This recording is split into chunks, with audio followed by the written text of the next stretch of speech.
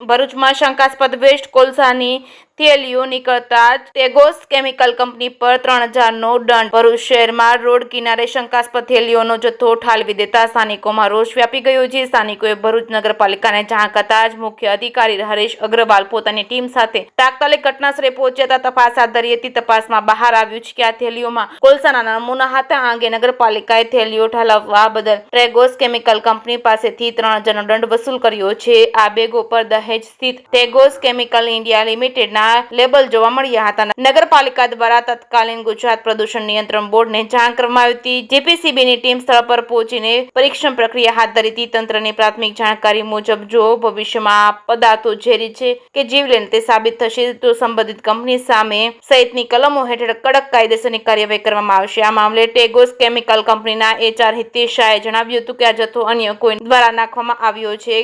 તેઓ જીપીસીબી અધિકારીઓ સાથે વાતચીત કરીને તપાસમાં સહયોગ આપશે। જે કેસની ગુજરાતી સાથે કેતન મહેતા, ભરૂચ।